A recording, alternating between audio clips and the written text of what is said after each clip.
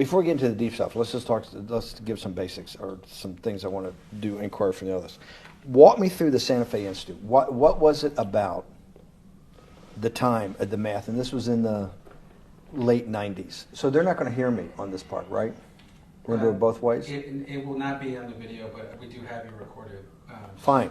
Remember, when you're answering on these questions, I'm not in the shot, and they're never going to hear my voice. So a little bit you got to repeat in your answer, you got to repeat what my question was. Oh, a little bit. Okay. Santa Fe Institute. Why, when you're at the top of your game on Wall Street, do you decide to finance, which was at the time, or endow, or become the donor or sponsor, however you want to say it, for what was considered the most cutting-edge group of mathematicians in the world? Action. So Santa Fe Institute in the late 80s, early 90s, I was interested, I was on the board of Rockefeller. So that starts, Rockefeller, it's university formed by John D. Rockefeller to sort of give back to the community.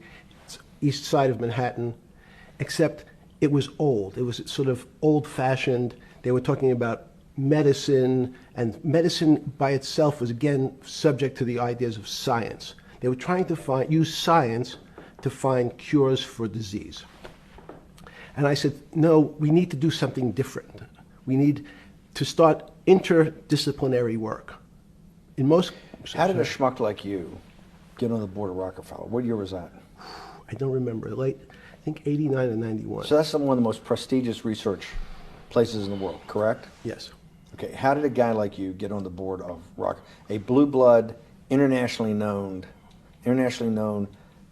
hard research, Nobel Prize winners all over the place?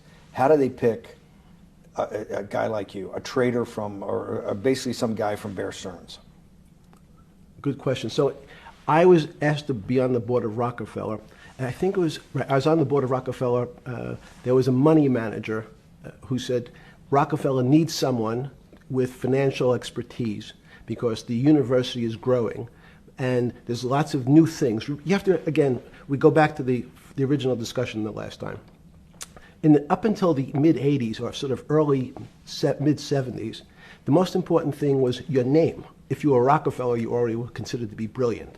If you were head of General Motors, it was your reputation. It was who you knew, who your family was, what was your character. And then in the mid-'70s, basically, if you remember, you probably had a calculator. It was very advanced in those days to have a Texas Instrument calculator, where it could, by putting in the numbers, it would multiply for you to do square roots. And that was the first, and everyone who had a calculator was already advanced on Wall Street. A simple calculator, almost like your accountant. The most important parts of business were really now going to calculations. So it's not only mathematics, but it's things that could be calculated. Reputation couldn't be calculated. I could give you, are you a 10 on a reputation scale, an 8? What does it mean to have a measurement of your reputation? We'll get to that later. But places like Rockefeller needed someone to say, look, we're entering a different world where numbers and the numbers of companies, portfolio management was going to be balanced. It was going to be statistical. Jeffrey, could you come on the board? Potentially sit on the finance committee, Nancy Kissinger and a bunch of other people. And David Rockefeller and I got along very well. He was an unbelievable human being. Respectful to everyone. He introduced his driver as his colleague, not his driver. He would never say, this is my driver. He said, it's my colleague. And David started to explain to me world politics. So David would say, Jeffrey, money is going to be sort of the most important things. People don't understand money. You seem to have this knack for money. I said to David, tell me about your life. What was the worst and the best part of your life? So David said, when I grew up, everyone knew I was a Rockefeller. They didn't know that my father told me he would not leave me a dime. No money. But every time we went out to eat, me and my 5 friends at school, they would leave me the bill. They would expect me to pick up the check because I was a Rockefeller. And he said, I was chairman of Chase Bank. And he said, I remember like it was yesterday, one of the headlines in Time magazine said, David please fire yourself. So he thought that there was a world that existed that would be a combination of both politics and business and leadership. What do I mean? He formed something called the Trilateral Commission. The Trilateral Commission is some spooky stuff. People said it was some of the people that, the Illuminati, there's some mystery about it, people that ran the world.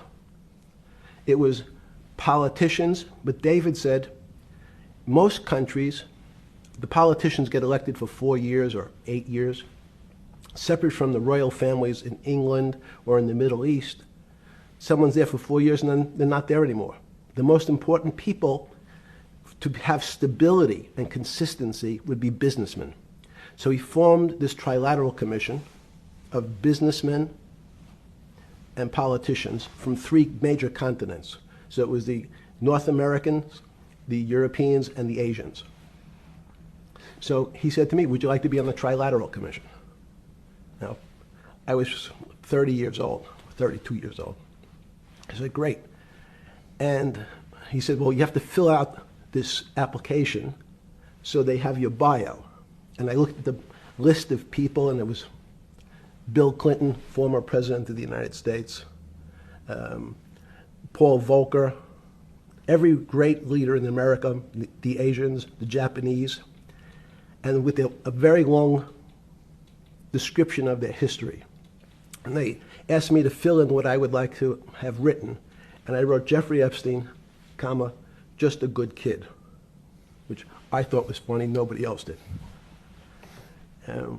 So in answer to your question, at that time I recognized around the world that monies and currencies were not really well understood. But again, it was only numbers. So numbers, and I'll get to the fact that it was bad thinking. Numbers are very good. Are most people that you meet, even on the Trilateral Commission, when you meet most people, do you find most leaders financially illiterate, economically illiterate?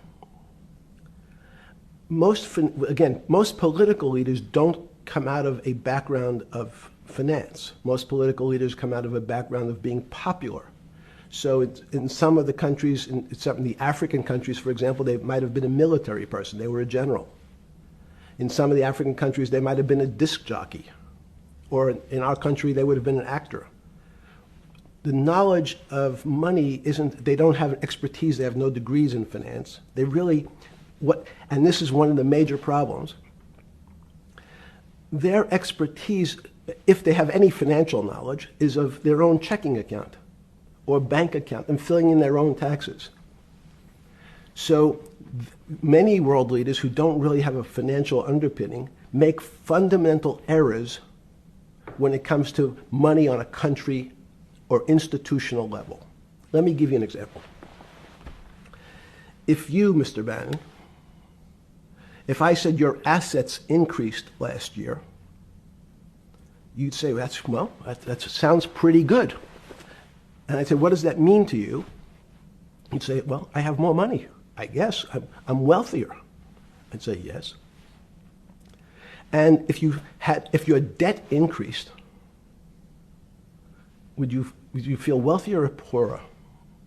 You'd say, well, I don't want to have increased debt. I don't like the idea of that sound, increased debt. Now, that and world leaders understand when their assets go up, they feel better. However, institutions like banks, things that people don't really understand are financial underpinnings of banks. When I say your bank, Mr. Bannon, you have the Bannon Bank, you doubled your assets. Sounds good, but what does it really mean? It means people owe you more money. You don't have any more money. What? Yeah. A bank's assets are how much it is owed by other people. That's crazy.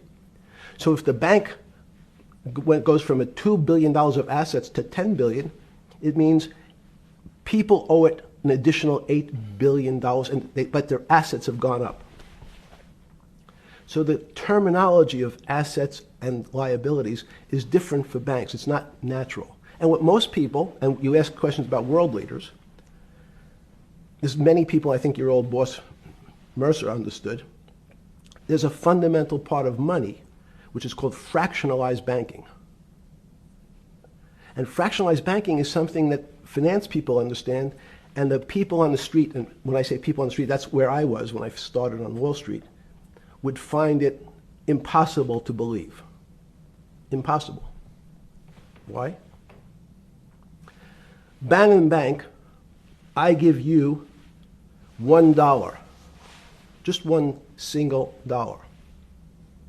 In our system of banking, I would say, okay, Steve, I gave you $1. How much could you lend out to your friends?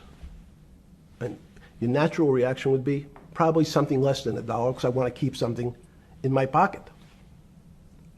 The way our system works is if you as a bank are holding my dollar, you can lend out an additional $8 or $9. No, it's impossible. I only have $1, Jeffrey. We have something called fractionalized reserves, which is if you have 1, you can lend out 9. That's the way our system works. And so not only do world leaders not understand banking, but the man on the street, my father who worked in the park department, it would be beyond his imagination that people could lend out more money than they actually had in their pocket. Next question. Well, how did this, in understanding that, when you get on something like the Trilateral Commission, you're on the board at Rockefeller, which is the most advanced research. You get brought into the Trilateral, which is the elite of the elite. How, since you're only at that time 30-something years old. 8 years from teaching at Dalton, right? You're a Dalton. No, 10 years. 10 years teaching at Dalton. Yes. Walk us through. I mean, put us in the room. Walk me through exactly what it felt like. What it felt like being on the board at Rockefeller. We got these Nobel laureates, and you're sitting there making decisions, and you start to meet these people at Rockefeller. You start to meet these people at the Trilateral Commission. What did it feel like? It's a great question. So what did it feel like? That's what I'm in the business of asking. Yeah. What did it feel like meeting some of these people like Kissinger or Rockefeller? And those were two extraordinary people. But in general, I think the question, the people on Wall Street, I tell the story, the first day, one of the first days when I was in Wall Street, someone said to me, would you like to buy ATV? And I was looking in the brochure and I couldn't figure out what stock had a symbol of ATV. And when I finally said, well, I can't find it. And they said, what's the matter with you? Do you want to buy ATV? Which is, he was selling hot televisions, stolen televisions from the floor of the American Stock Exchange, referred to in common parlance as the televisions fell off the truck. So I knew what that phrase meant from Coney Island. But what I found was most people, be it in business, in normal life, or in the world leaders, don't really understand money. It is something they think about. They have a sense of what it is. They certainly want more of it. But they also make statements like, we want more money, but we don't want more debt, which just shows a misunderstanding of what money at its core really is. So most people don't, they want to make it, they want to save it, but to understand it intimately is not a normal characteristic. At the first Trilateral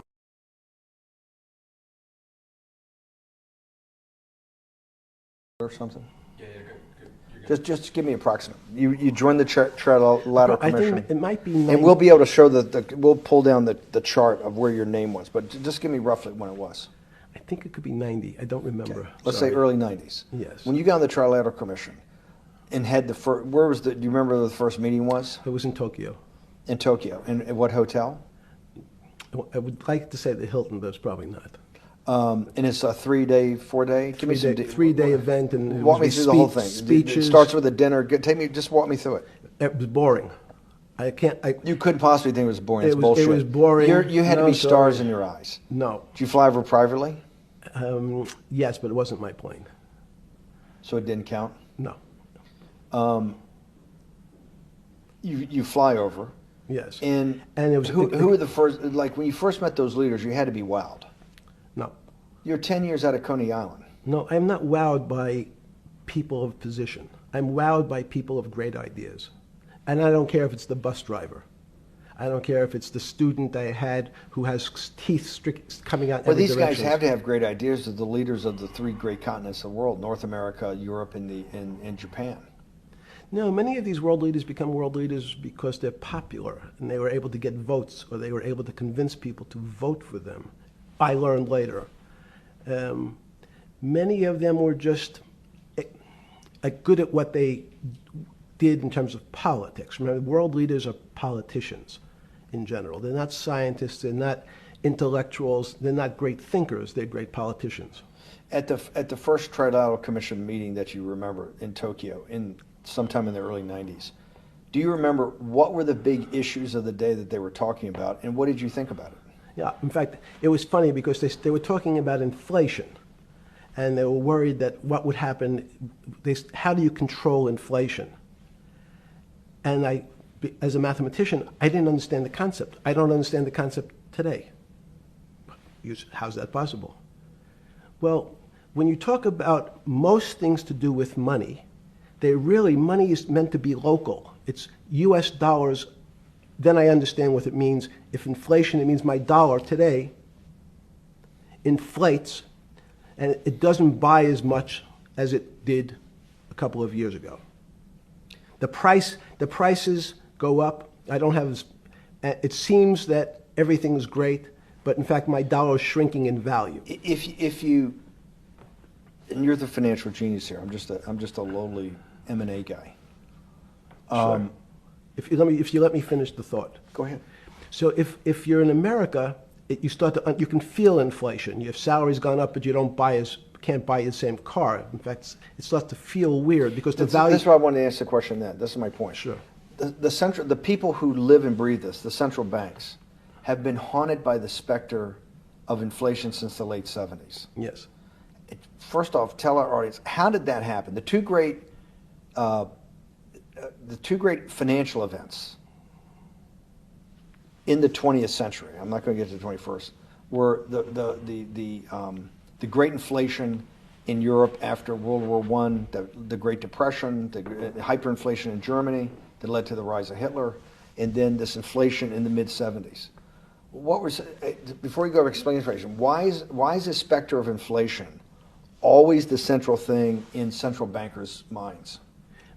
Because it goes back to the first concept I said, the weird concept of fractionalized reserves. The system is not well understood. And most systems, in fact, are not well understood. We don't know how our digestive system. Stop. This is impossible. I understand. This is impossible. The world banking system, the world currency system, the world monetary system has to be so well understood by the Greenspans of the world and the Bernankes of the world and you, right? The currency traders, the guys making billion-dollar bets every day. The legendary guy on Wall Street in the late 90s, Salomon Brothers. Lou Ranieri? No, the guy that wrote the money. Michael Lewis? Liar's Poker? Yeah, Liar's Poker. Who's that about? That great trader. Lou Ranieri. No, it wasn't Lou, the guy that ran the desk. That eventually ran the hedge fund that went long-term capital. Yes, I don't remember. Who's the guy? I want to say, I don't remember. I'm sorry. Lou Ranieri is big, but those guys have to understand the system perfectly. No, they don't understand the system. They understand the local part of the system. So, for example, why is not only inflation, most bankers are terrified if the public understood that the bank really doesn't have their money at any one time. It's one of the things during the Depression, there were runs on the bank. The reason the banks don't keep much money in the actual bank is they assume that not everyone's going to want their money on the same day.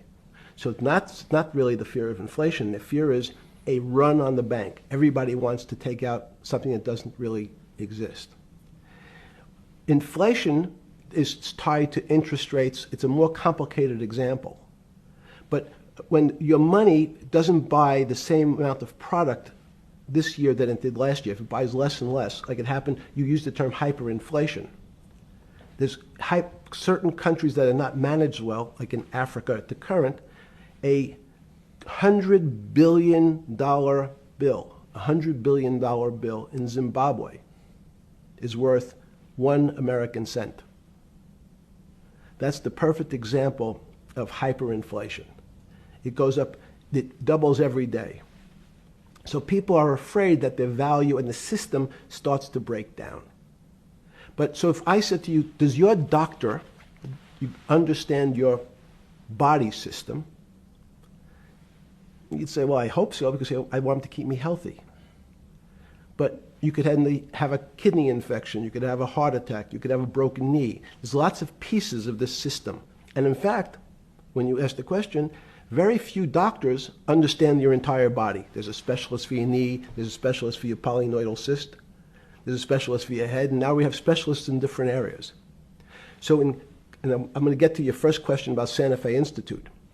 The world economy and your body are both comprised of little systems interacting with each other and making one big system. This is what's stunning for all the little guys out there, the populist movement, the little guys that haven't had a pay raise in 30 years. They think that these elites, have everything. The guys in the room making the decisions, the party at Davos guys. You're sitting there, and you don't think many people today really understand the complexity and really all the moving pieces and how they interconnect to the world's financial system.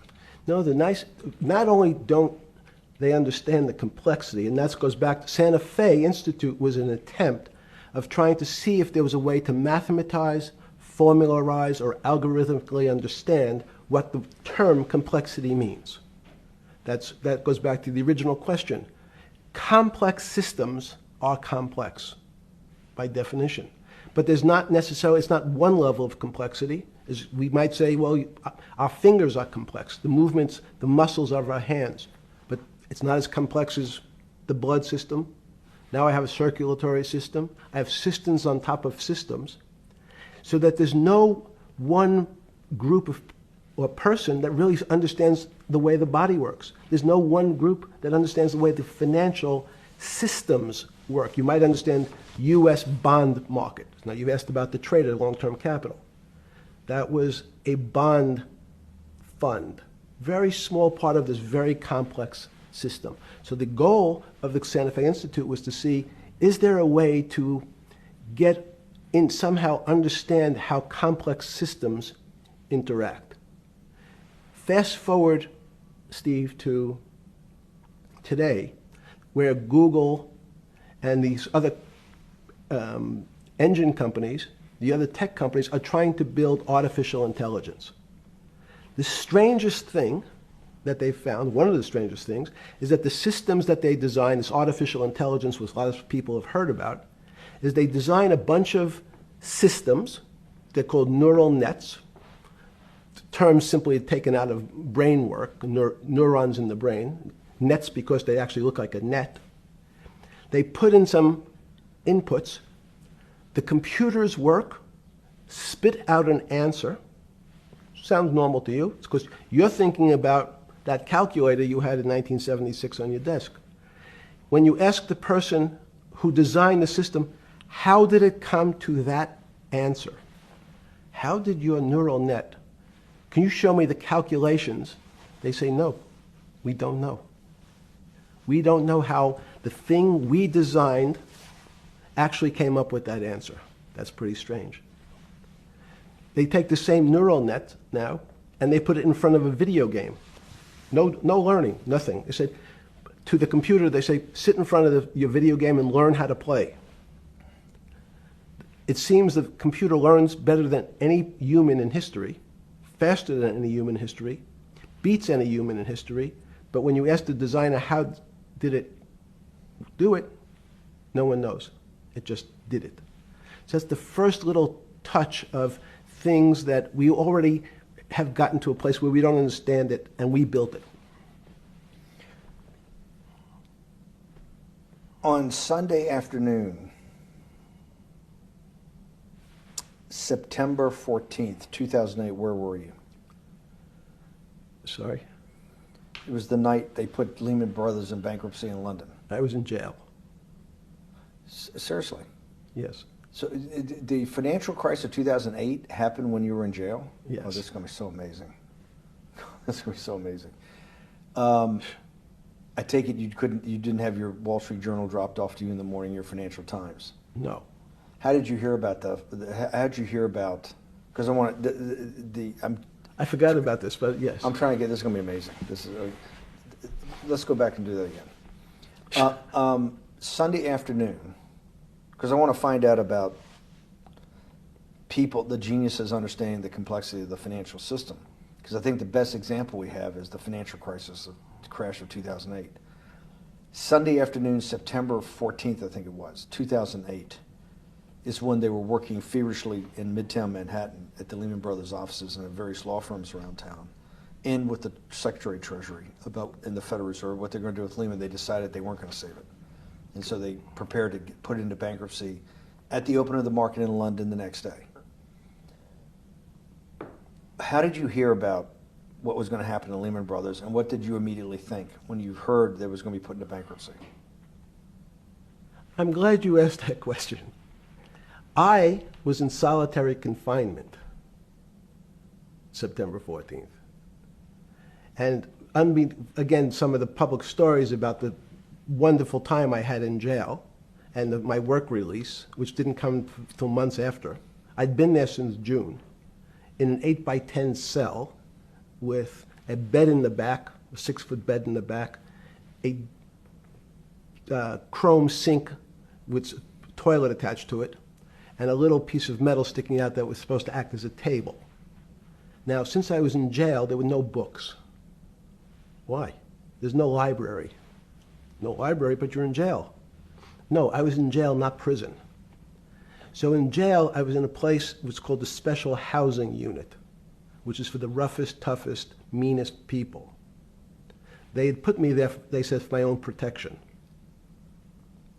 So I was in a 8x10 cell with a little slit in the door where they would serve my food on a tray about 9 inches by 4 inches.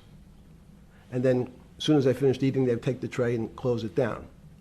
And one of the guards said, do you understand there's Wall Street's crashing. I'm worried about my pension fund. What should I do? And I said, sorry, Wall Street's crashing? What's happened? And he said, there's some crisis and some companies are going bankrupt. I said, are you sure?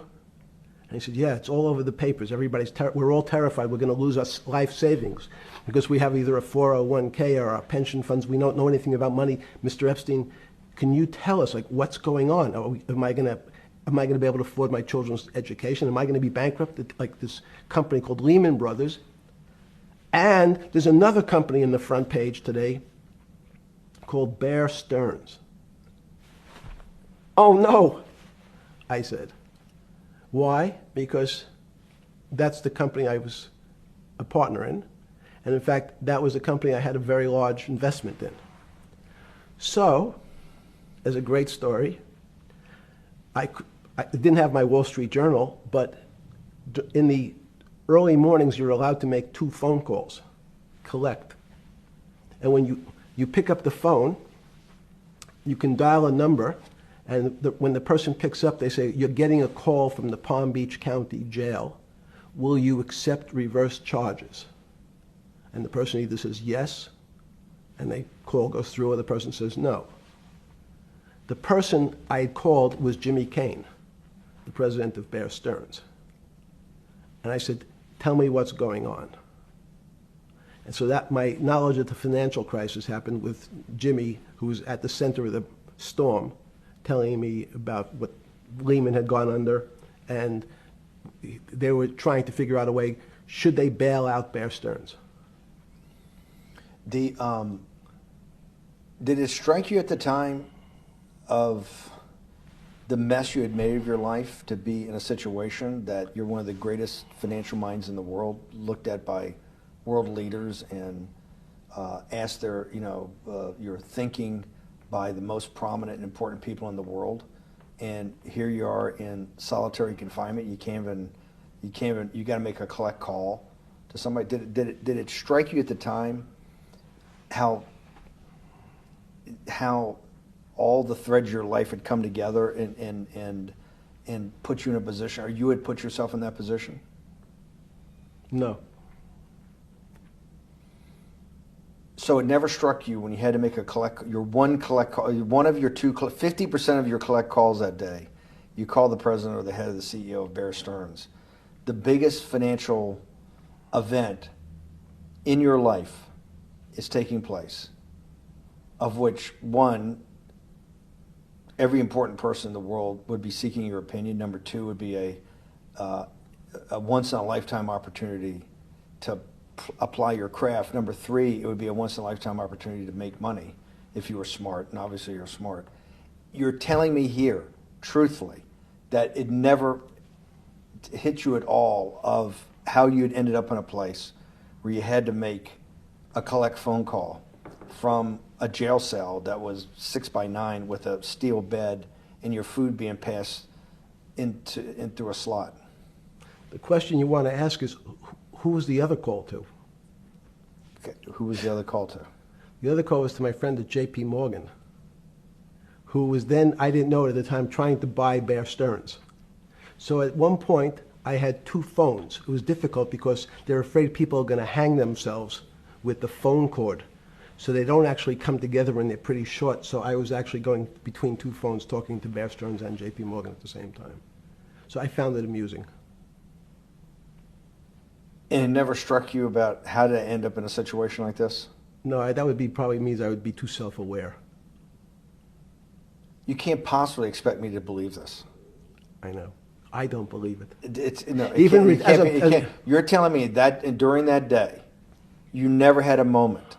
You sat there and go, what the fuck have I done with my life that I'm in a 6x9 jail cell when I should be on a trading desk, or I should be in my $250 million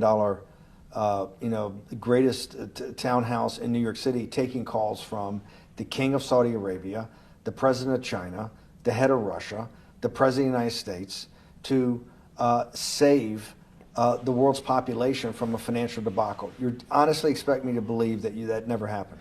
You're suggesting I was sort of somewhat depressed, and how could this happen to me? I'm not saying depressed. I'm saying a moment of awareness of how could I get myself into this situation. No, I would just say how strange that this happens.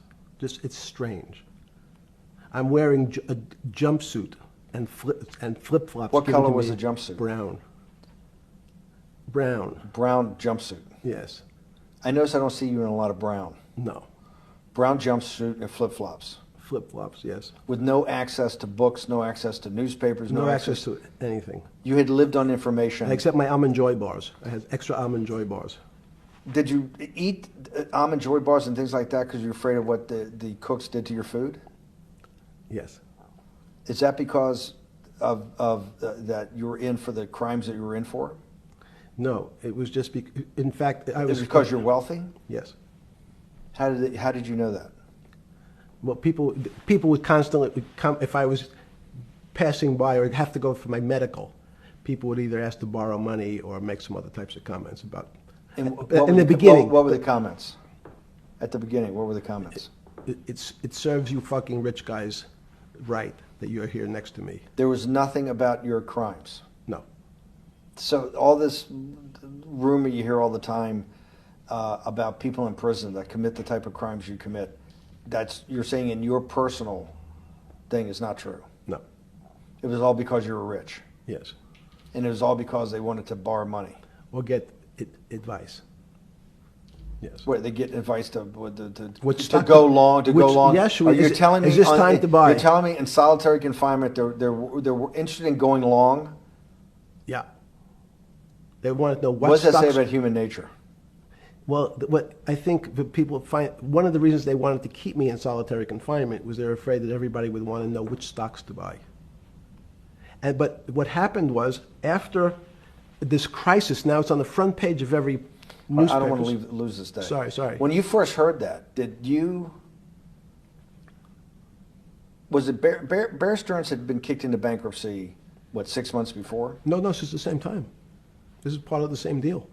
I thought no. Bear Stearns, they saved Bear Stearns and didn't save Lehman Brothers. That's right. it. They let 6 months before they had bailed out Bear Stearns. But Bear Stearns was still a zombie, A shell of its former a self. former self. But they had, quote unquote, saved it.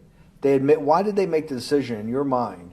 Why did Hank Paulson and Bernanke, what's this concept of moral hazard?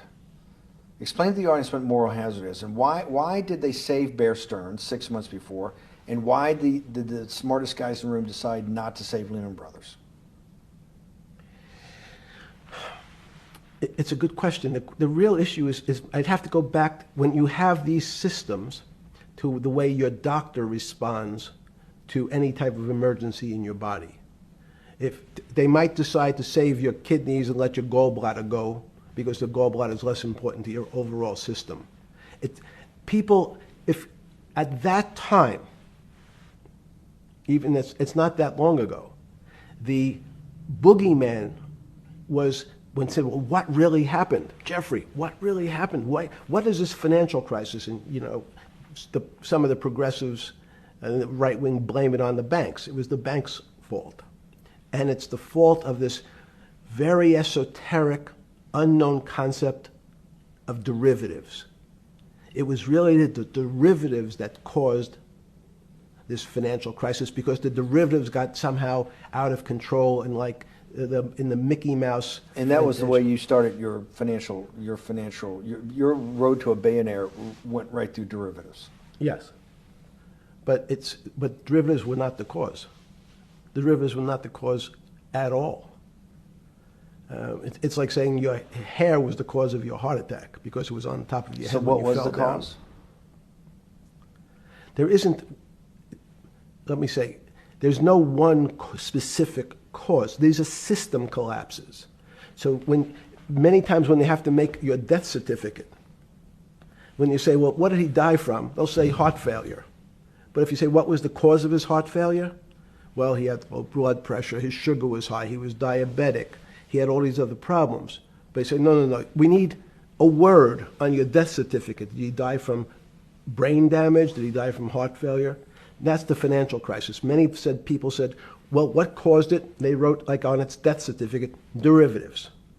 But derivatives are not a fundamental cause of anything. Was it Sunday or Monday? I take it was Monday morning when you made your two collect calls and you were talking to Bear Stearns on one hand and Morgan Stanley on the other. J.P. Morgan. J.P. Morgan. That was Monday morning. Did you, Jeffrey, being one of the financial geniuses in the world, did you understand what Lehman Brothers is going into bankruptcy, the domino effect, that by Thursday the financial system would be under such extremis that if it didn't have $1 trillion cash infusion in the United States, it might collapse? Did you know that at the time? Did you view that at the time? Yes. You did? Yeah. Why?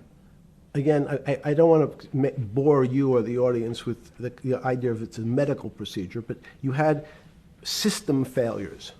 So you'd recognize that if I said to you, did you realize when your father was on the ground and he was clutching his chest and he couldn't breathe, it was a bad situation and he could die.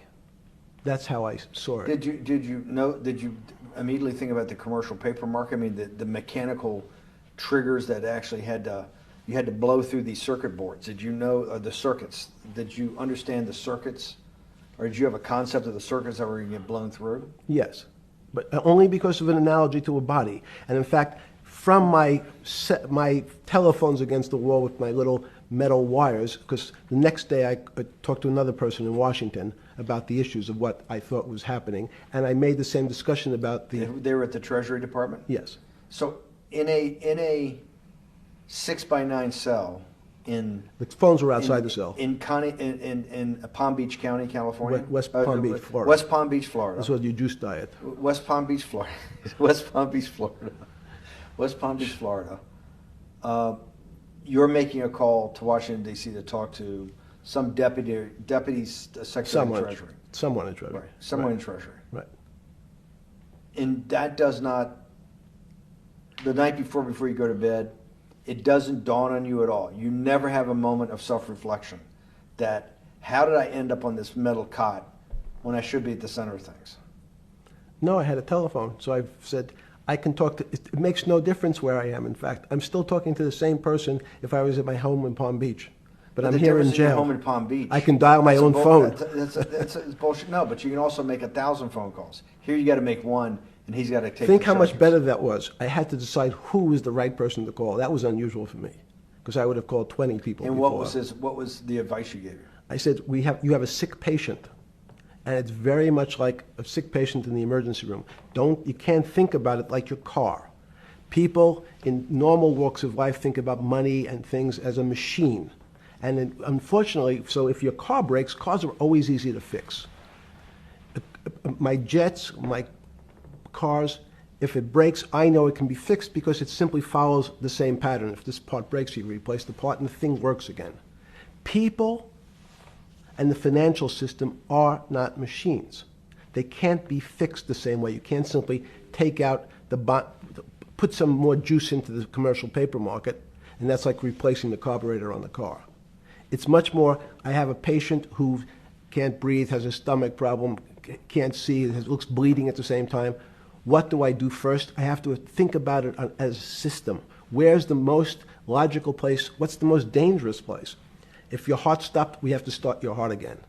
In the equivalent to the money market, why do I have to start your heart again? I need to get your blood flowing. If your blood stops, you're dead. If liquidity, which is the equivalent of blood in the financial system, dries up. Once liquidity is basically cash, putting cash into the Forget system. about what it is. Okay. Liquidity is liquidity. It allows the system, it's the blood of the system. You need to pump blood hard into the body of the economy to keep it flowing. And if you're, especially when you're worried about someone dying, you're not going to be worried about the niceties of, well, you got the shirt dirty and there was some damage. Pump in that blood, keep that heart When you pumping talked blood. to the person in Treasury on Tuesday, the 16th, did you get a feeling as you were sitting in your 6x9 jail cell in West Palm Beach, Florida, that they were on top of things? No, you can't. It's impossible to be on top of things. There's no such thing. It's, again, the doctor watching the patient die. You hopefully have some confidence that he's seen it before. He recognizes that there are some steps he has to take first before he bandages the guy's finger or worries about what shoes he has on. So you hope that the people in charge, your doctors who are working on the emergency patient, have enough experience and, frankly, judgment to try to keep the patient alive. Did you think that they had those things, patience and judgment?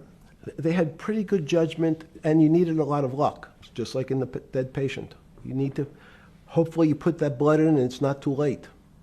And you make some mistakes, but you have to know you're going to have to give it a shock. In the run-up to the September crash of 2008, Yeah. I guess you weren't occupied with finance. That whole summer, how long had you been in jail? Went to jail June 30th. So the entire summer. Yes. Before you went into jail, you were still very active in the financial markets. Yes. When I say active, you trade currencies every day, you trade stocks every day. When people, I don't do any. someone like you, or you give advice to people to trade stocks or trade currencies. I don't trade every day. I think that's, like Woody Allen said, you can't beat the bank. So I try to pick my spots. George Soros picked his spot when the pound collapsed. This would have been a great money-making opportunity that passed me by when I was in jail, but that's not how I think. In the run-up to that, in the spring of 2008, that's when Bear Stearns got in problems, I think, in the spring of 2008, and they decided to bail it out. Did the Bear Stearns guys talk to you for advice at that time when the big crisis in Bear Stearns? No, but see, again, unbeknownst to most people, and it's easy to blame people for the financial crisis, like you'd blame someone for giving your father the drink before he had his heart attack. But what really happened, the real enemy of the finance system was Bill Clinton. And if you ask me what and who caused the financial crisis, I would tell you it was Bill Clinton. Because of what Bob Rubin and he did to deregulate the financial system? No. Because as of the last time we had our 60-minute interview, you talked to me about home ownership. and you asked me whether everyone should own a home. And I told you, no, it's too risky. So the financial collapse of 2008 is because of hardworking African Americans, Hispanics, and whites who wanted to have a ownership stake in the society that all rests on their shoulders. They're the culprits. No, not at all. Okay, then I didn't say they were the culprits. I was pretty clear it was Bill Clinton. Okay. Why was it Bill Clinton? Because Bill Clinton wanted to get votes from those people. And he sold them the idea that instead of renting in a house, and historically the values of houses have gone up, and he said, you guys in these local communities who haven't been able to afford a house before, I'm going to show you a way. I'm going to give you a way because I'm sure I'll get your vote that you can own a house because I want your vote. So what we're going to do is I'm going to let you buy a house, Mr. Bannon, when you really, you're right on the border, maybe, or not even on the border. Your credit is not good. Okay, let's be honest. And it's not my fault, it's not Bill Clinton's fault, but if whatever happens, at the moment your credit score or whatever it is, your credit's not good. Now, normally, you come to me and want to borrow money, I'm a bank, and I say, I'm sorry, Mr. Bannon, I can't lend you money because your credit score is not up to where it needs to be. Hopefully, if you work harder and clean up some of your problems, it will be. But no, what I say to you is, I'm going to figure out a way to lend you, not give you. I'm going to lend you money anyway, though you don't have a good credit score. And don't worry, I'm going to get rid of the term that you don't have bad credit. Bad credit sounds pejorative. You don't want to be a person. Sounds judgmental. Yeah, it sounds judgmental. So what we're going to do is we're going to call your credit situation subprime. Oh, nobody knows what that means. Subprime. That means prime is good credit. Subprime is not good credit, less than good credit. So we'll call it something that people really won't follow, and we'll tell you what. We're going to have people lend you money, though you are a subprime borrower, and I will figure out some government agencies to guarantee your loan, though I don't think you're a good risk. So the banks say, no, no, no, we don't want, initially, the bank said, sorry, this is too risky, Mr. President, for us. We're in the business of managing risk. It's not our money. It's the hard-working people's money sitting in our bank. We can't lend to people whose credit is not prime. You're asking us to lend to people who are subprime. And he says, here's the key, if you don't, Mr. Bannon, I'm going to make sure the Justice Department charges you with discriminatory lending because you refuse to lend to my subprimers. In business terms, you should never lend to. But what we'll do is I'm going to form an agency called Fannie Mae and Ginnie Mae, just another agency names. They'll guarantee your loan. So don't worry. Don't worry. You don't have to pay it back anymore. Even though and maybe you don't even have to work as hard anymore. That's probably a harsh statement, but these players, these two big firms, Fannie Mae, will guarantee the fact that that bank will receive its money. Now, the bank says, wow, best deal in history. I refused to lend to Mr. Bannon, but now he has the big brother, his Uncle Sam. He went to his Uncle Sam, and Uncle Sam says, I'm guaranteeing it. The bank says, I want everybody. Give me as many people as you can give me. Because Uncle Sam is the best credit in the world. Not only it's the United States government. We'll take it all. We'll take as much subprime as we can handle.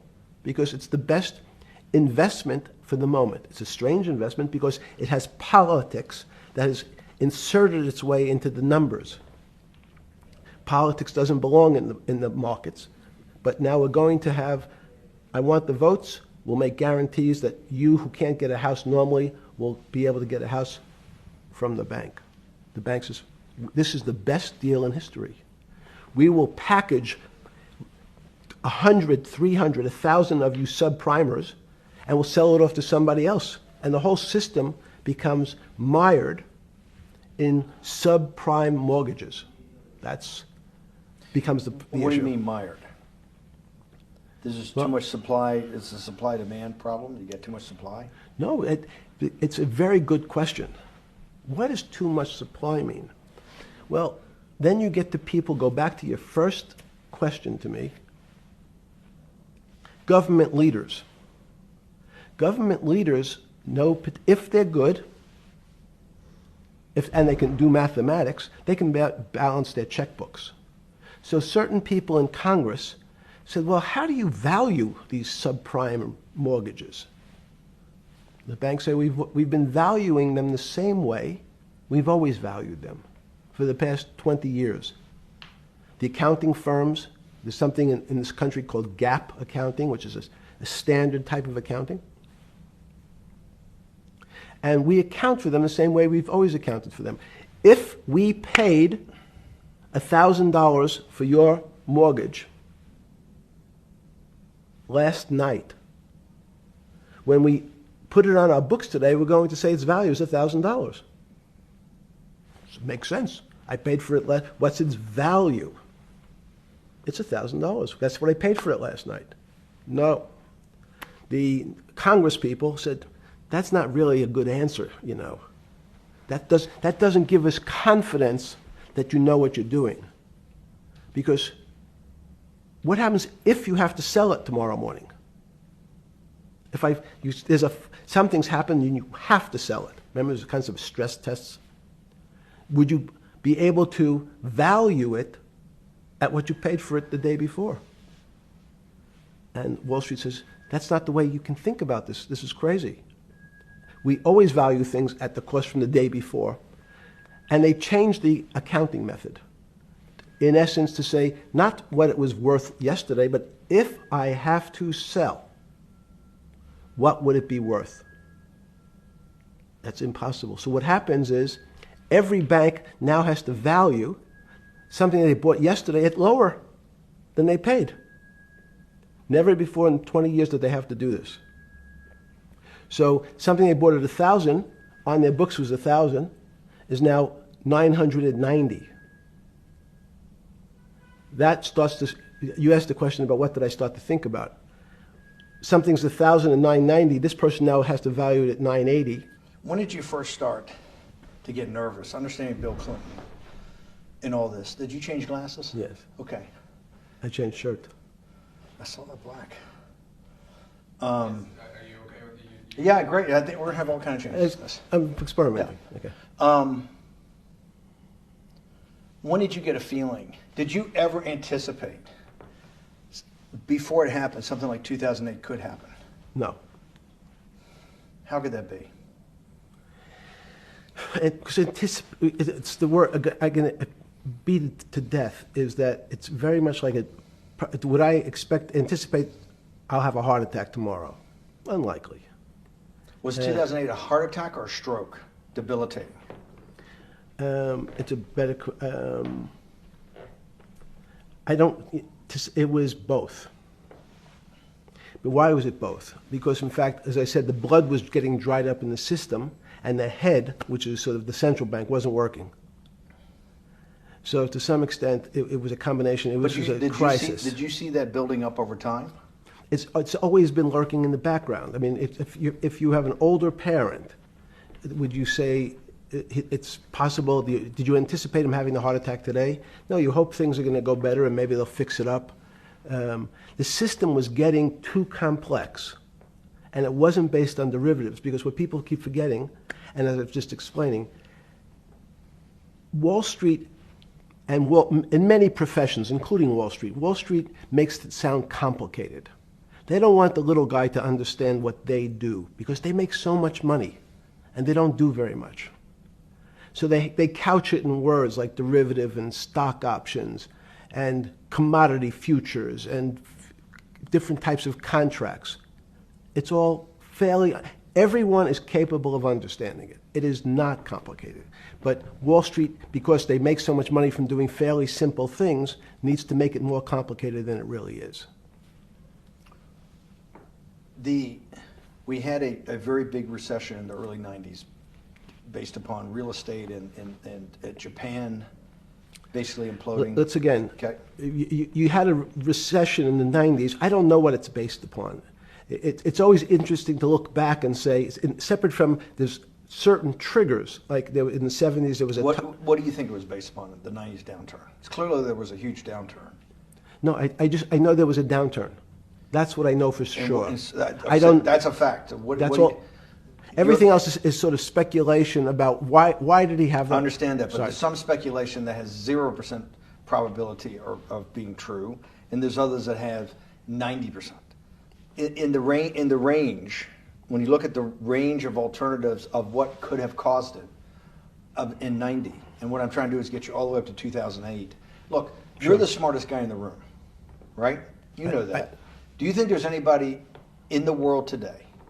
Oops, this is going to be a bad question. No, but do you think anybody in the world today, the Alan Greenspans, the Bernankes, is there any central banker you know, any partner of any Wall Street firm, any guy running a trading desk, and I would take it that would be, or anybody at a Larry Fink at BlackRock, Steve Schwartzman at Blackstone, the top 100 financial guys, and let's throw in a couple of Nobel economists, and let's throw in the best professors at Wharton, at Harvard, at Stanford.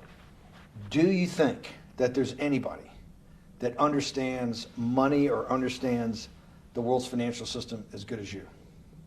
There must be. But it doesn't come to the top of the head. No. Okay, fine. Now I've gotten that, let's go back to 1990. In that arc from the fall of the Berlin Wall to 2008. Good. We started with the implosion in Tokyo of the Japanese economy, Japanese financial markets. We had the huge run-up in internet stocks, right? We had the implosion of that in 2000. The bankruptcy of Drexel Burnham in 90. Mm-hmm. Implosion of Japan, huge run-up in equity markets for the internet, implosion of the internet in 2000, 10 years later roughly. Mm-hmm. And then this run-up through the Iraq War and all that, the run-up to 2008. Every 10 years, it seems like, we're in some sort of 10 years before the 1990s was the 70s. You sound like an astrologer. Okay. And not a financial person. You're supposed to be a mathematician. It just seems to me a pattern of every 10 years. That's misleading. That's exactly right. Okay. Because people like to see patterns. People like to see patterns where there are none. So a pattern of a financial crisis every 10 years is just in my mind. Yes. Long-term capital that had to be bailed out back in the late 90s when everybody panicked. And that wasn't that bailout today would look small, and it was $5 billion or was $30 billion. Businesses fail all the time. But long-term capital, the Federal Reserve stepped in. But I'm saying people go bad. Things go bad all the time. Yes, you're correct. The audience is watching this, the little guys, they go bankrupt all the time and nobody gives a shit. You know why? They're a little guy. But when long-term capital management goes bankrupt, or Bear Stearns goes bankrupt, or Lehman Brothers goes bankrupt, people care because it's an unfair characterization. Why do you say that? Because again, it's the complexity of the situation. If you think about you have a complex system. You have your body. Now, in fact, the little guy is my finger. And Bear Stearns is your heart. That's correct. The banking system is my heart. The system, I can't risk my because remember, it's not only my... You haven't been able to name... Hang on. You haven't... hang on. No, hang on. I was trying to hang... I wanted to see if the hang on worked. No, you haven't been able... You're not good enough yet. You're like junior wizard trying to do it. You haven't... Yes. I'll say, since we can't name another guy that's as good as you, there may be a couple out there. You're not bragging. You're humble. It had to be sometime. Please tell me there was some time before you went to jail and basically got cut off from daily information in the summer of 2008, that you started to get very nervous that this complex system, that something was deeply wrong? Okay, first, let's go back. When I say no one understands the system better than I do, it doesn't mean I You always understand. sound like a doctor. You're afraid he's going to get sued for giving a thing. Yes, you're not, no. you're No, not no, taking no. on any liability. There's no contingent Yes. liability here for Yeah, your no, answers. no, no. But the word understand is the problem. Okay. I don't understand the system. So I don't understand the financial Will you system. please stop? You cannot sit here and Yeah, tell no, me. no. What we just went through, I'll go through again. The hedge fund managers, the money managers, the central bankers, the commercial bankers, the heads of the investment banks, the heads of all the trading desks, the top economists, and I'll throw in the business school lecturers at Stanford. Of all the top 200, 250, you can't name at the top of your head the guys are at least at your level. You have to understand it somewhat. No. Sorry. We all don't understand it. No one understands it. It's a miracle. It's that's part of the problem.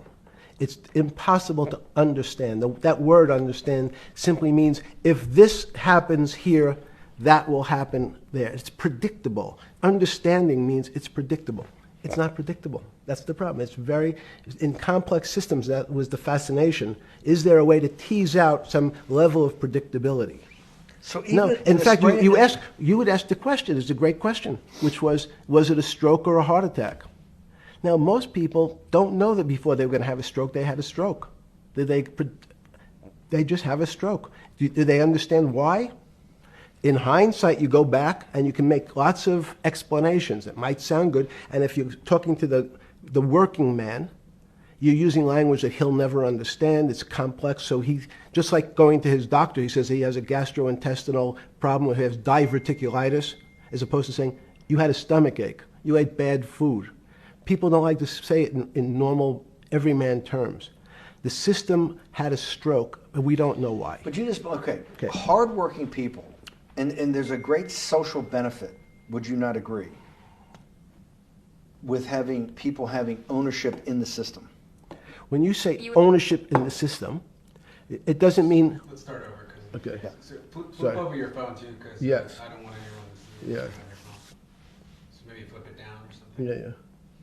Yeah, who knows what the fuck comes up with that phone? That's correct. We don't want to send you. KSA. I can't not believe I've got the magic moment when you're in fucking prison or jail, wherever the fuck it is, It's in crazy. solitary. Now, there's a funny part to that we missed, which is So said. go ahead, tell it. The funny part is what you asked me. Is there anything funnier than that? No, For black humor, it's I don't make any black comments. Sorry. You asked me what I was wearing. That's right. You're too wrapped up in the Me Too movement. Yes. So I was wearing a brown jumper and a brown pair of pants given to me by the jail with the word trustee on the back. Because you had qualified to be a trustee? Well, the funny part was it was spelled Trusty. So I wasn't really sure. I'd been a trustee in many different operations, but it was the first time it was actually printed on my back and spelled incorrectly. Probably had a higher level of being a trustee at that than you had at all the boards that you were trustees, right? Yes, because as the trustee meant you get two devices to clean your toilet as opposed to one. Yeah, but it also meant that you had some sort of personal fiduciary own responsibility for oneself, right? In the jail? You mean? Well, that's what being a trustee is. That's where they give you two.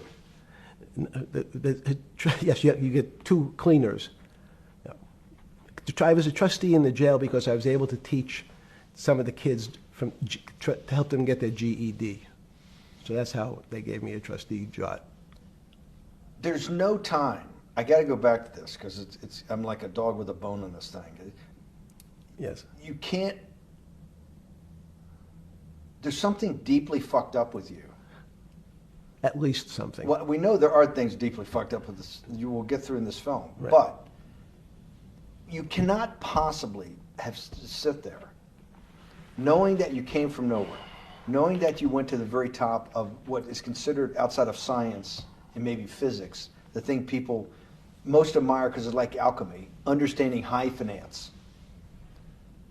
To sit there in what will be the defining financial crisis of our time, like Black Friday or Black Yes. Monday, whatever it was, in the Great Depression, and be there at that exact moment, triggered in part by a firm that you used to be a partner in and knew intimately well, and it created much of your initial net worth because of, and know that you couldn't, someone who lives on a phone, right? Yes. Because you do live on a phone, right? Correct.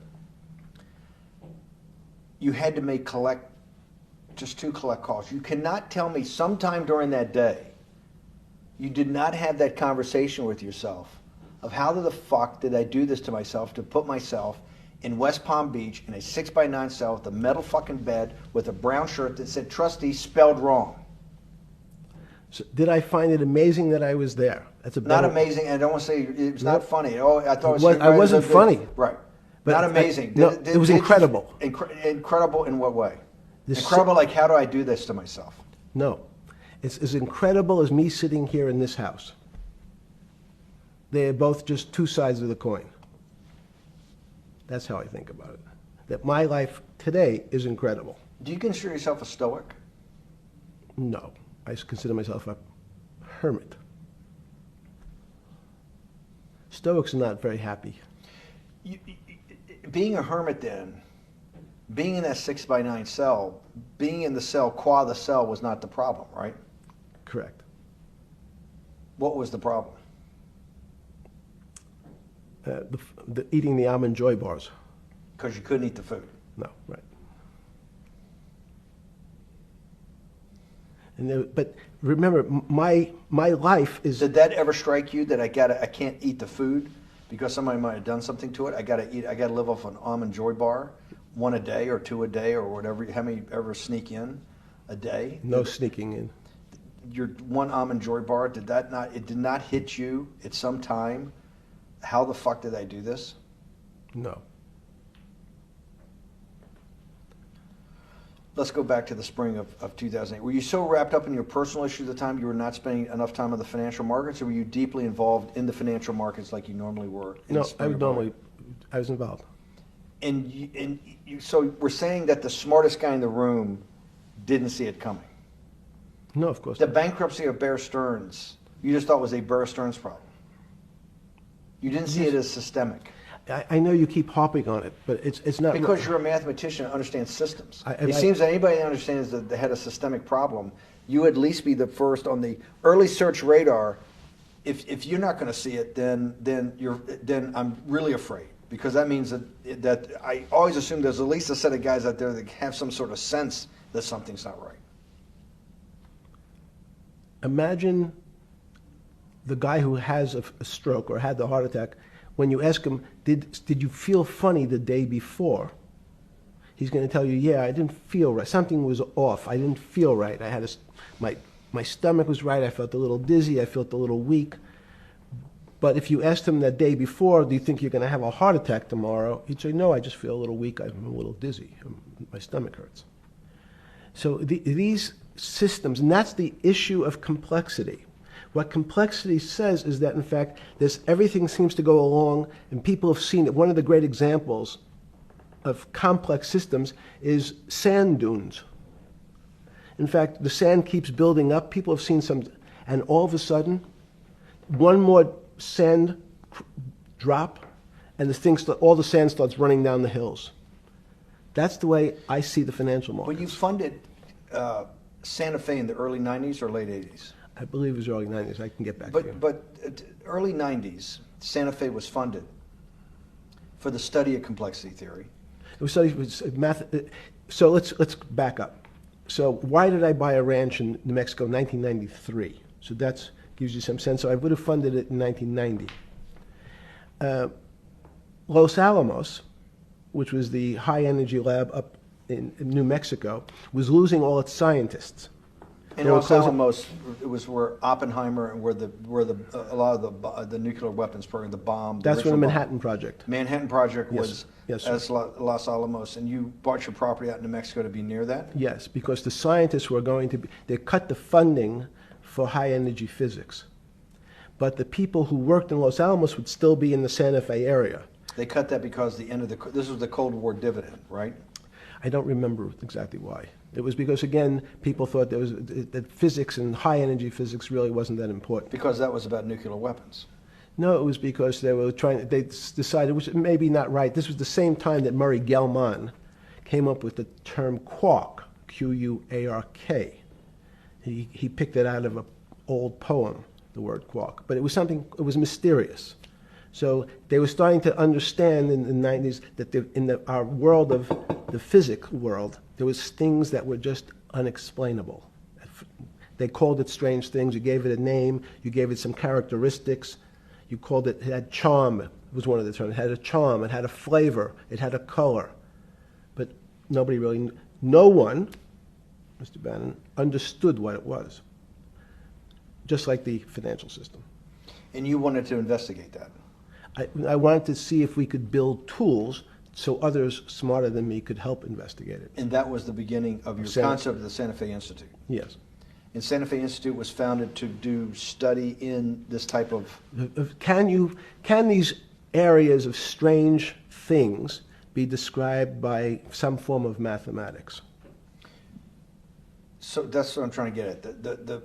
The foundational thought, the organizing principle of Santa Fe, yes, in the high physics lab at Los Alamos, right, which had been the headquarters of Manhattan, and the Trinity Project, right, the bomb. Yes. So you're talking about the elite, the high priest of physics. Of physics. Yes, sir. Which high priest of physics, some subset of that is also mathematics. Yes, they're both similar. Project out. One of the tools you want to do is to make sure that in this complex system, the finance system, I'm doing a lot of this for philanthropy and a lot for the good of mankind, but also to be able to understand this complex system, the most complex outside of maybe our body, of the financial world. Yes. Did they create tools, or were you smarter in than the mid-aughts, 15 years later, than you had been then because of work that was done at Santa Fe? No, it was great. But in fact, most of my philanthropy in the area of can you describe things that appear to be unexplainable by mathematics, and can you fund people who have new ideas? And unfortunately, when someone thinks they've been able to, there was a man, Stuart Kaufman, when they think okay, I figured out how to be able to predict the unpredictable, what appears to other people to be unpredictable. But my system, in those days it was called genetic algorithms, can predict what things will happen, and they all want to make money. So they use their systems to try to figure out, they know they have figured out the way to make money because they figured out the unexplainable. They try, they go bankrupt, and we start again. So with a cold view, what I've come to realize is that the attempt to mathematize, formularize, or what in your prior work, to understand what really is, in today's world, still unexplainable, is impossible. They're miracles. Your first head of Santa Fe was Christopher Langdon, I think. Langdon from Australia. But Murray Gell-Mann was the funder. He was the yes, rock. Yes, he was the rock. He was a Nobel Prize winner? Yes. Yes, and a wonderful guy. He came out and helped us with the Biosphere 2 project. He came with Chris Langdon. Yeah. Chris Langdon was the operator, the day-to-day guy. Chris was doing artificial life. Right. Murray tried to lead his own artificial life. Yes. When Chris came to Biosphere 2 for the first big conference we had in 1994, he was one of the most impressive guys there among all the world's elite. Kew Gardens, the Lawrence Livermore lab, the labs at Sandia, all the major universities, Lamont Doherty, all the big Earth observatories, Woods Hole. What set Langdon apart, I thought, and the reason I invited Santa Fe to be part of it, was Langdon actually made a presentation that everything, and he was making this to scientists, a lot of marine biologists, a lot of people that were just beginning, Wally Broker and people who were just beginning the study of climate change, at that time called global warming. That he made this compelling presentation that everything's really mathematics. Yes. It's all just back to math. And you have to, all these experiments you do, one of the reasons they're not considered by the high priest in physics as being real experiments is that they don't have a mathematical basis to it, and everything has a mathematical basis to it. Langdon seemed like a radical visionary. What happened to that concept? You go back 350 years. So you have Isaac Newton, you have Leibniz. From move forward, you have people like Heisenberg and Gödel, and what every one of those mathematicians and philosophers came to understand is that there's numbers can describe certain things, approximate certain things. But in fact, trying to put measurements and numbers on other things that are really unexplainable is folly. 300 years ago, they said that unexplainable realm was God. And people who attempted, in fact, to explain the unexplainable, who said, yes, I understand the unexplainable, were charlatans, they were the occults, they were the astrologers, they were the con men. Alchemist. Yes. Well, no, alchemist was, in fact, they believed that there was a way to transmute one metal into another. In fact, they always wanted to see if they can create gold. There's no reason, if you think about it, they recognize that one metal is different than another metal because it has some additional pieces to it. It has additional neutrons or protons or electrons. So because they thought it was a machine, they believed it was a machine, if I can take 5 protons and add 5, that gives me 10, I should be able to get gold. Move everything around inside these systems, the molecules transmute one molecule into another, and if this molecule I've transmuted it into is gold, I'm a rich man. It's back to money. But there's something strange happens. Isaac Newton says, this is really weird. If I want to push a ball on the table, I have to touch it. Maybe I have to blow on it. But I actually have to push one side of the ball or the book to move that side. I'm pushing here, and obviously this thing is what appears to us humans to be solid, so it moves as one thing. But the only way to get something to move was to touch it or put a force against it. Okay, seems to make sense. Everybody has that experience. I want to lift a glass, I lift it. If I want to push a ball, I push it. If I want to pull a ball, I pull it. But he recognized when the ball fell off the table, it went in a different direction. How's that possible? Nobody pushed the ball down. And he said, this is crazy. Why did the ball go down? I didn't push it. I just let it go. So someone's pushing the ball. Because I know that I am confident that the only thing that gets something to move is with a force that pushes. So there's a force that's pushing the ball down. In fact, he called it gravity. He measured how fast it was pulled, but never was able to explain why it happened. How is it? What is gravity? It's this. Everybody says, well, why did the ball fall to the ground? Because gravity took it. But what's gravity? That's, as Feynman would say, that's the name of the thing. We have no idea what it is. This goes to Santa Fe. They were trying to explain the unexplainable. Can we measure, can we figure out a way to predict the stock markets using these types of chaos complexity? Before we get there, let's walk back through it. Let's go back to Newton. Sure. Pre-Newton and then Newton. What did Newton solve that for millennia up to Newton had not been solved? And then I want to go forward all the way to Santa Fe of what they were trying to solve. Let's start with just 2 or 3 of the basic guys, but let's go with Newton. What pre-Newton it was what, and then why is Newton such a genius? In such a in the I think mathematically they told me one time I've seen there's been 115 billion people roughly that have lived on the earth. And of that 115 billion, Newton. Are you sure that's a number? That sounds a lot very high. We only have 7 now. I think in the history of the earth, I think I'll pull up the stat for you, but I think it's 115 billion people. They figure that probably is inflation. That's why you have lived on Earth. But he's one of the handful of the most important.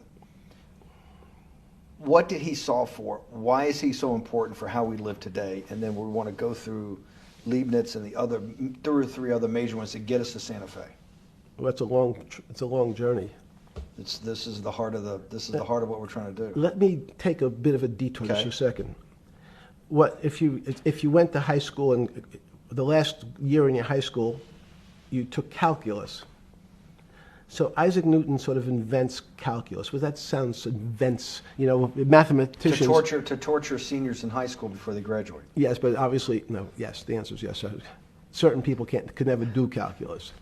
Why is it? Why is calculus why is that the dividing line between, to me, people who can handle that and can go on to do certain things, and people just hit the wall, even if they know math? It seems to me that that calculus is the thing that changes. It bridges. That's because it's about the theory of change and the theory of how things change. It's a great question, but in fact, what calculus does is it's somewhat philosophical. That's why mathematics is Newton wasn't a mathematician; he was called a geometer. That's what they used to call themselves. They understood geometry and numbers. But there's an old conundrum where it says during Pythagoras' days, Zeno's paradox it's called, where they said, well, if the wall is 2 feet away from me, and I take one step that's halfway to the wall, that'll be 1 foot away, and if I take another step that's half again, that'll be half a foot away, and then a quarter of a foot, I could walk forever but never touch the wall. Doesn't sound realistic, doesn't make any sense in our real lives of the physical. But what Newton understood is many problems were like that. Many things approached the wall, or in calculus, approached the limit, but never really reached it. So he said, it's okay, you don't have to reach it. We can do lots of the mathematics as if it was so close it was almost there. And we could do lots of mathematics almost being at the limit. And this is really important, Steve, for today. Because most of the science up until today was things that are starting to approach the limit. You were taught in high school that if you had 1 divided by 0, if you remember your high school algebra, you were told, what's the answer to that? Is there an answer to 1 divided by 0? No, if you were in high school, I'd say, stay away from it. It's the boogeyman. You could write it down as it's undefined. It's not able to be determined. There's a bunch of things. But in fact, 1 divided by 0 is a strange things happen. It's a world of the strange. And what I'll explain to you after is that when you get 1 divided by 0, you get into a world we don't know what happens. The answer is it's not explainable. We can call it things like undetermined. We can have a convention to say it's X, Y, or Z. But in real life, we don't know what happens when you are actually at the limit. So Newton thought the same concept is that the limits were God. You got close to God, but you could never be God. He had this sort of religious interpretation. Okay, I want to go back to Newton. Why is Newton such a big dividing line in mankind's history? What is it about Newton? What is it about what he's trying to solve? What did they not know beforehand? And because we live to a degree in a Newtonian universe, although I realized later it was subparticle atomic physics, but at least for a while it was Newtonian. So what's the dividing line? Why is he so important? Why is he an inflection point in mankind's movement from the swamp to the stars? It's a great question. Stars was by Kepler. What Newton starts to allow us to do is to make accurate predictions. Remember that we've talked about that with money, about the things in our physical world, how cars, he didn't have cars then, how horse carriages moved, how bowling balls moved, how pool cues and pool table balls. Had people tried to solve that before Newton? Many tried it? Heraclitus or Plotinus, Pythagoras had these greats that we hear about. Had they tried to solve the same problem? Not the same problem. They tried to again, what Pythagoras does, he starts to figure out this relationships in triangles. For example, everyone knows the a squared plus b squared is equal to c squared, that Pythagorean theorem, which is basically says these shapes in a triangle, each side of the triangle has a fixed relationship with the other two sides. That's strange. He knew, again, but it was all numbers. This was a system of things in the physical world, and Pythagoras says we can start putting numbers on things that help you predict how they will behave. You can add two triangles and make a square, some different shapes. They were looking at geometric forms. Newton says, well, I want to know how planets move. I want to know how things around me move. Can we find formulas? Can I find formulas that explain what I see in the physical world, how physical things interact and how they describe one another? Again, the fact that two things, two solid masses, for some very strange, unknown reason, unknown today, attract one another, no matter what they are. People have seen the experiment. You hang something, two little metal balls from a string, they move towards each other. In fact, they move towards each other was very specific. So when you drop the ball to the floor of this room, Newton says, in fact, the room came up a bit to meet the ball. The room moved. It's imperceptible. You can't really perceive that motion, but they attracted each other with certain ratios. So he started to be able to measure things in the physical world. And that was great advances. It also, now you wanted to move very quickly. Unfortunately, most people, especially in the 20th century, 19th century, said, well, like Newton, let's measure everything. Let's measure people's behavior. Let's measure their psychology. Let's measure their health. You go to we could have my blood test. Let's measure everything. We measure Wall Street. Their voting habits. Measure, measure, measure. Can we put a number on how much I care for my wife? Can I put a number on how I feel? And we tried, unfortunately, we try to mathematize the finer things in life, and then recognize that there's things that, unfortunately, just fall outside.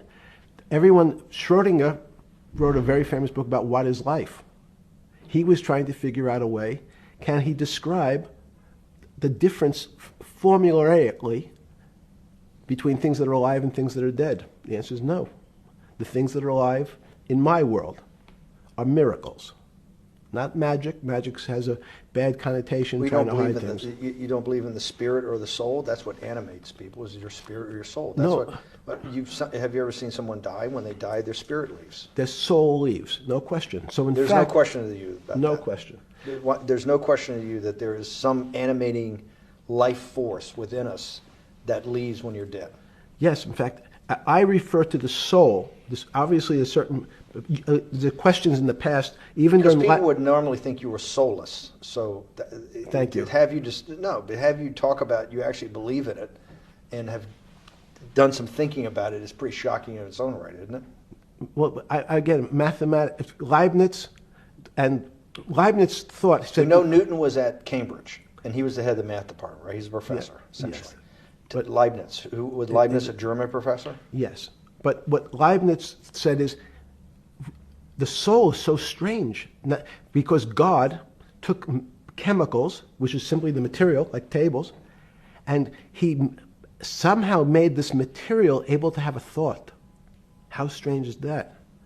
Not only does it have a soul, but some way it was put together that this material substance is able to think.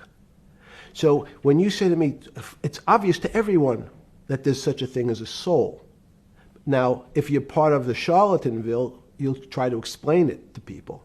The soul I describe as the dark matter of the brain. Why is it dark matter? Because in high energy physics nowadays you hear terms of dark matter, dark energy. Again, terminology. It's a complicated term. Why is it dark matter? Because we can't see it. That's all. What do you mean you can't see it? Well, somehow we see something moving towards this area of darkness. Something, I can see this thing. This appears to me to be empty. It's just black. But I see it being drawn this way. So I say, well, I know if this were matter, that would follow that equation. If this was solid, it would explain the way this particle moves. But I can't see anything here. So I'll just call it dark matter. And I'll say, I don't know what it is, but it behaves as if there was something there. The soul is obvious to everyone that there's something different between things that are alive and things that are not alive. But we have no idea what it is. It's currently unexplainable. I believe we need an entirely different system of analysis to try to figure out. But Sorry. No, with Newton, with all his alchemical studies and things he worked on the spiritual side, Leibniz that just talked about the soul, Schroeder talked about what is life. If a modern scientist or someone that you funded at MIT or at Harvard or one of these things talked in those types of terms, they would be considered to be a wingnut today, wouldn't they? They would not be. They would not be on the path for tenure, right? Unless they were in the philosophy department. This is exactly my point. We're talking about three of the greatest mathematicians in mankind's history that have really changed mankind. Talking like this, what happened? How do we get to a situation where they could not be in the high physics? They could not be in the mathematics department or working in high energy physics. Good. It's an easy answer.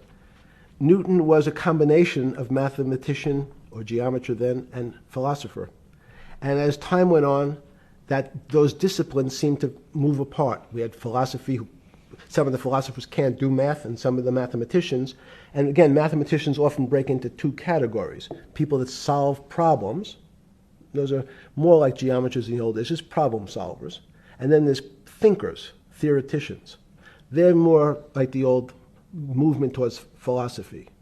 But neither one of those two groups have been able to figure out why something is alive as opposed to something that's not alive. No one's been able to describe what the soul is, but we all know it exists.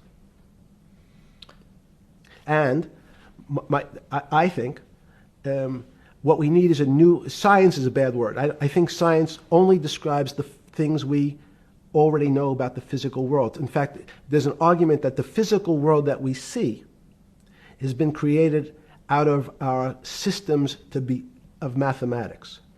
Mathematics, everyone knows mathematics describes the physical world much greater than it should, unless my view, the physical world really comes out of conscious beings that have mathematics. So they create it.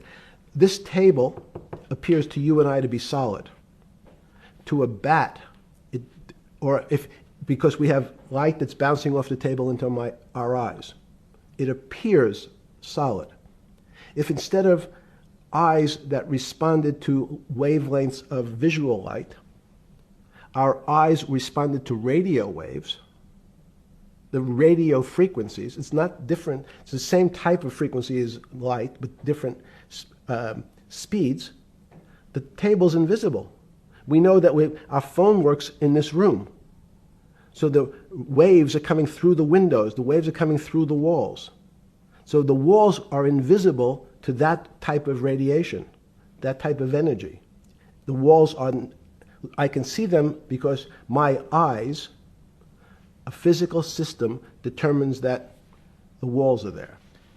You, with Murray Geldman, you founded, or with the original donor, and had the idea of Santa Fe Institute. In 10 or 15 years later, that effort to study the complexity of systems mathematically. Yes. It's a total failure. Yes. A total failure. Total failure. Why is that? It's the failure of science because, in fact, if to some extent science doesn't describe romance, I don't know why I'm attracted to somebody. I don't know. People are attracted to each other, and everyone has the same feeling. They've seen someone walk in the room, and they say, "Oh, that person gives me a creepy feeling." Science has tried to describe. Science doesn't describe what creepy feelings means.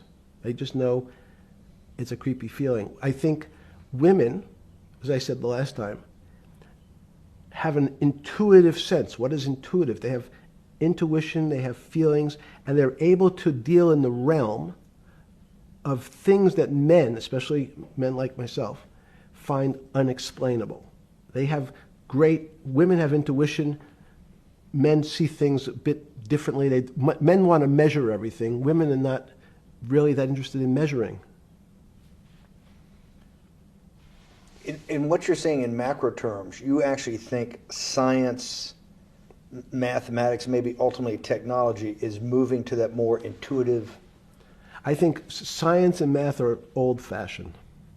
And unfortunately, people are still taught that they have to learn algebra in school and certain things in school, as opposed to learning to have an emotional... Is this what Larry Summers was trying to get at? Maybe he didn't say it perfectly enough, but what he was trying to get to in that system, the systems we study today, the way mathematics is either taught or understood, that women just haven't gotten up to the highest realms of engineering or physics or mathematics because of that, and you're actually implying that there's a either new branch of science, or we've hit an inflection point like in Newton that's going to go in a... Newton took mankind in a different direction because he was able to measure. Then you had subatomic, non-Newtonian physics later. Are you saying that you think there's another developing field that's coming up that may take us, I don't know how many decades to get our hands around, but that's what's evolving out of this? Yes. Yeah. In fact, I think that mathematics, it's not the end of science. Every year someone says it's the end of, we can't discover everything. There's lots to discover with relationship to the physical world, but we know a lot already. In respect to the unexplainable world, we almost know nothing. Women, again, sense it. And instead of Larry Summers, I won't digress too much, but Howard Gardner early on said, there's not one form of intelligence. It's not mathematical intelligence. There's emotional intelligence. There's kinesthetic intelligence. There's this argument that I reject that black people are less intelligent than white people. It's not true. We know, for example, that if I was in the forest and I had to run from the lion or figure out a way not to be eaten, and my competition is a local African, I'm the one who's getting eaten because they have the intelligence to deal with their local environment.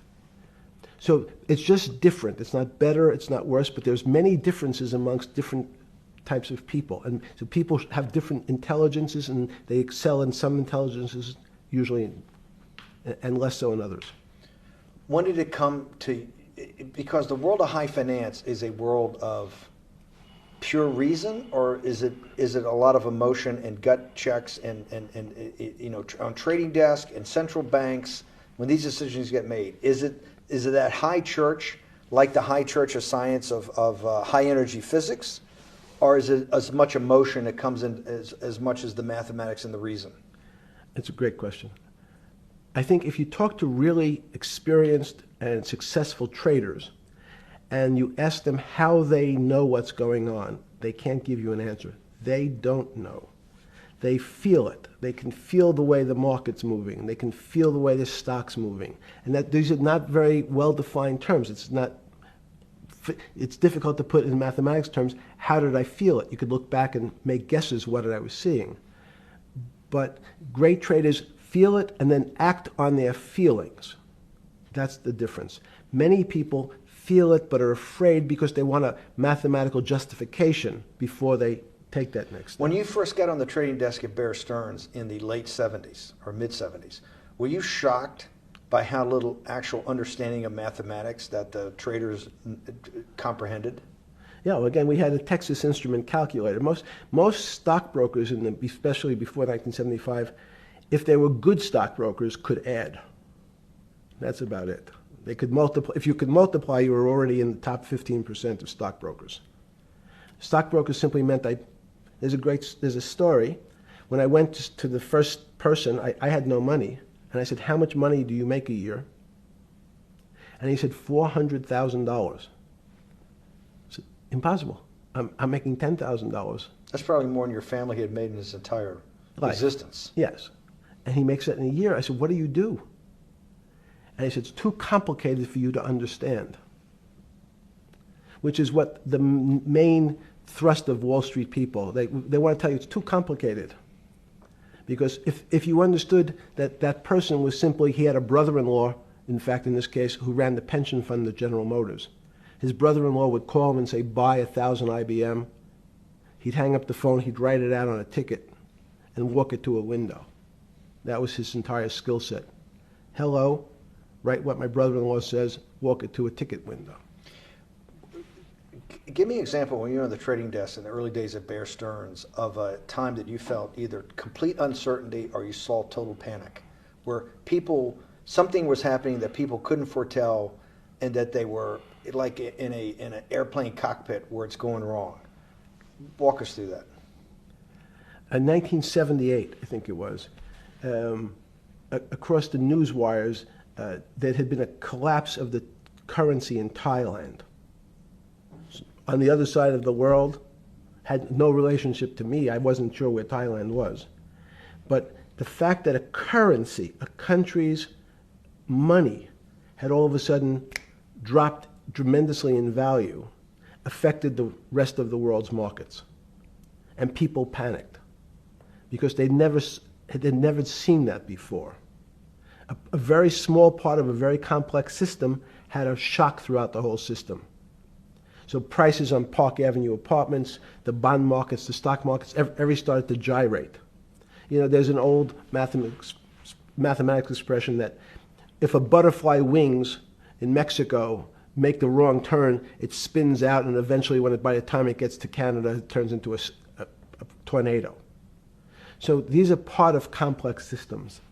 So yeah, Wall Street in certain parts. Santa Fe Institute was supposed to actually come up with a formula for that, for the butterfly wings. Why in 15 years did you reach the end of at least that experiment? Every attempt to, that's why it's so exciting now, because I think certain people are starting to realize that there's so many things that are unexplainable that we have to think about them differently. Music is a great example. It's a common man's example. You know, when you hear a certain song, it makes you feel a certain way. How does it do that? We don't know. We can't mathematize it. And even that music, Steve, nowadays we compress music. When you have a violin, it's compressed onto your iPhone. So what does compression mean? I'm taking lots of information and I'm cutting it into lots of pieces and squishing it together. And when I squish it or compress it, I have to take out lots of pieces, but I say that they're not very important pieces. It's those pieces that we take out when we compress data, to me, are the most interesting parts of life.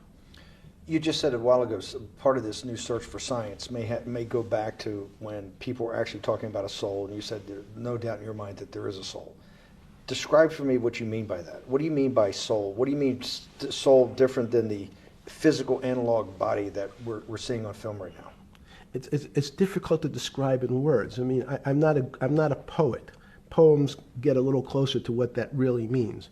But even the concept of what is life becomes complicated when you deal with plants and seeds. Is a seed alive? I don't know.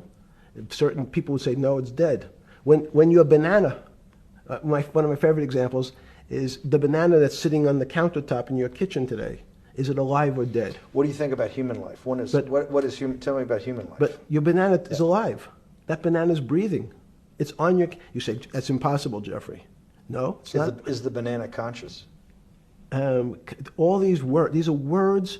So everyone's trying to fit a very complicated concepts into a very small box called conscious or alive.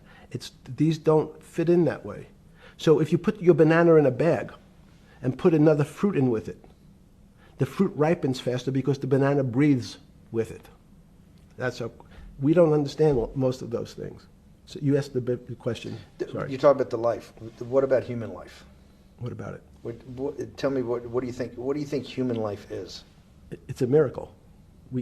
It's a miracle. And when I say miracle, I can't explain it, and I make no attempt to explain it at the moment. We don't know how to think about it. And anyone, again, another one of the Feynman quotes when he was talking about quantum physics. He said, anyone, Jeffrey, who says they understand quantum physics and quantum mechanics and quantum behavior, you know they're lying. Let's talk about it. That's post-Newtonian. Talk about what's the difference, who founded quantum mechanics, why is quantum mechanics taking Newtonian physics and taking it to the next level? It forms a much broader category. Let's go back to this desk. You use the thing of Newton using this desk.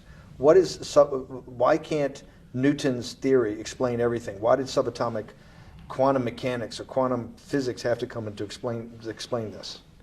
Well, so let's go right back to square one. Why is it called quantum physics? So quanta is a word that simply means packet, small amount. So it's quantized. So we recognized, when we recognized that this table appears, another very complicated word, solid to us, it's really made up of molecules or atoms. And atoms, we've given lots of names to what some of the behaviors. If you were in school, when you and I were in school in the 50s, the model was a little center thing in the middle, and an electron went around and around it. It was seen as a ball that went around and around it. And as we started to look at, say, well, let's see what this ball looks like. I want to be able to examine that little thing called an electron. We found that there was nothing there. There wasn't the thing. It was simply a cloud of energy that we can call an electron. So we already started to see mysterious things as we go into very super small quantities, quantum physics. So quantum physics started to go into the very small, and at very small distances, we see things that we can't explain. We just cannot explain.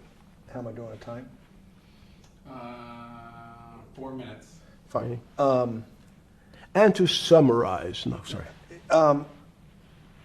Let's go back to human life. When do you think human life starts? It's not these. So you see, this is the question. You're asking me to measure something again. It's the disease. It can't be measured. You just hate making commitments. That's why I'm not married. I'm peeling this onion back a layer at a time. All your bullshit and happy target can't be measured like that. Is that to say measure it's a commitment. You don't even like a commitment when you answer a question. I don't know. As they say in golf, commit to the shot. I don't know what it means to be measured. You do know what it means to be measured. You're one of the leading currency traders, hedge fund guys, or stock market financial wizards. You're in the high priesthood of high finance. You certainly know how to measure. That's why you're a billionaire. Any other answer besides that is total and complete bullshit, and you know it. I know very few things. You know things can be measured. You measure every day. You weigh and measure every day. You weigh and measure people. You weigh and measure leaders. You weigh and measure economies. You weigh and measure politics. It's a very good. You weigh and measure. You weigh. Hang on. Your whole life, in fact, is measuring. So what you've now done is a great thing, is you've used the word measure, a mathematic term, in the common vernacular and abused it. So I don't even recognize what it means. It's so abusive to my field. Why? And let's go to that. In mathematics, measure means what specifically? There's no specific. It's an approximation, or giving something a number. Einstein said, we're not asking you to go to the 9th decimal point. You didn't say that before. No, you're not going to the 9th. I don't even. What if I say measure how tall are you? You'd say in your case 6 foot. 6 feet. But is it 6 foot 1 inch? Give or take, between 5'11" and 6 feet. But what's that? But I want. So the question is, I want an accurate.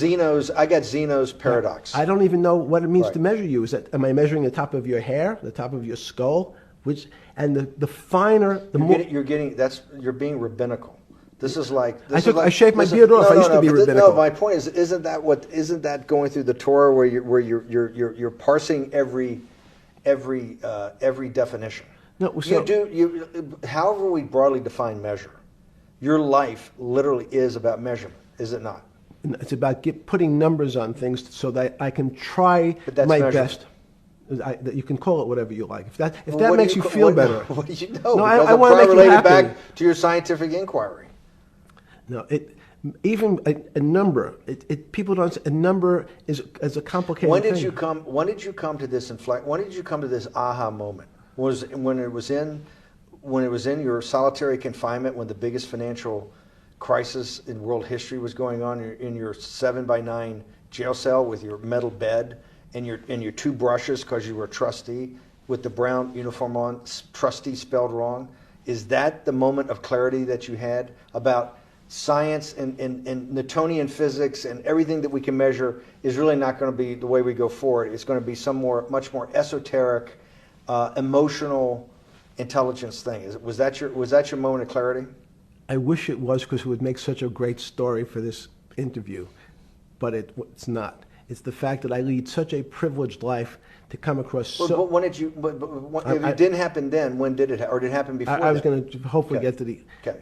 I'm in a privileged position to have some of the world's smartest people come to my house and tell me what they think about different subjects, and I finally realized that the thing that they had most in common was there was this area, no matter how smart they were, that when I asked them the questions, they said they'd have to resort to a 500 or 1,000-year-old response to that question, which was, I don't know.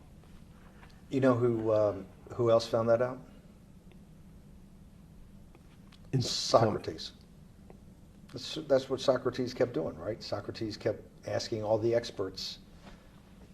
He would go through, question after question after question, and realize at the end they didn't really know. They really didn't basically understand what they were talking about. And one of the things that people won't enjoy, it turns out that potentially one of the bad things to teach children is how to write. Writing, reading, and arithmetic was supposed to be, everyone's supposed to be taught. But writing forces you into a very narrow channel of thinking. You have to write in a certain form, in a certain way, in a certain linear pattern. So your thinking becomes somewhat narrow. The reason I brought up writing is one of the recent discoveries of mine with respect to Socrates, Plato, and Aristotle is they never wrote anything. They spoke, and people around who could write wrote. Socrates could think. So that was... Jesus of Nazareth was the same way, right? Never wrote anything. I thought he was a carpenter. He was a carpenter. Didn't he need like a little carpenter's tonight? I don't want to get that. But at least his written record. Right. One last thing. Sure. Thank you for having me to your house.